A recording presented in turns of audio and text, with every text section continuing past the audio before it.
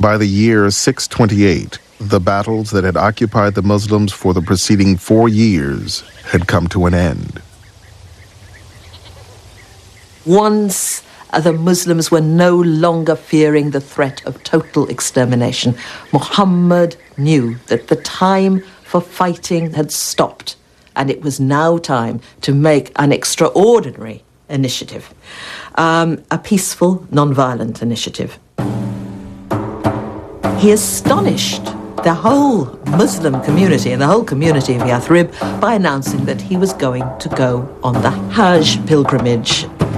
Dangerous as it was and enormously risky as it was, about 1,000 Muslims volunteered to go with Muhammad.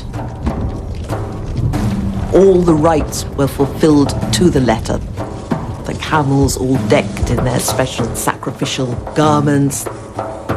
The men all in their white garb. The Muslims set out on the perilous trip to Mecca, crossing the vast desert without any arms to defend themselves. When they reached Hudejbiji, just outside the sacred area around Mecca where violence was forbidden, Muhammad surprised his followers by ordering them not to enter, but to sit and wait. He then sent an emissary to Mecca seeking permission to complete the pilgrimage.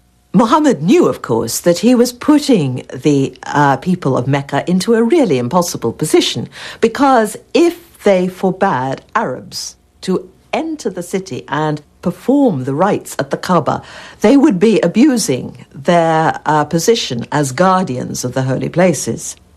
The Meccans themselves did not know what to do. When the emissary did not return quickly, the Muslims feared the worst. But Muhammad's gambit paid off. The Meccans offered to negotiate a treaty. With tensions running high, Muhammad began dictating its first line by stating his own name. Ali was taking down the notes with the Meccan negotiator at his side, and when Muhammad began saying, "The Prophet of God," the Meccan said, "I don't believe you're the Prophet of God. I can't sign to that." So he said, "Fine, Muhammad, son of Abdullah." And many of the Muslims felt that this was a major insult. The Muslims sitting round at Hudejbiji watched this in utter dismay. There was almost a mutiny. 1,000 pilgrims stood refusing to accept this. Muhammad went back into his tent where he had his wife, Salama, and he said to her, "What shall I do?" And she gave him some excellent advice. Part of the ritual of the Hajj was that you sacrifice a camel. And he went out and he sacrificed one of the camels, and somehow some kind of necessary tension was released. The ritual sacrifice of an animal traditionally marked the end of the pilgrimage. Grudgingly, the Muslims considered the pilgrimage complete and headed back to Medina.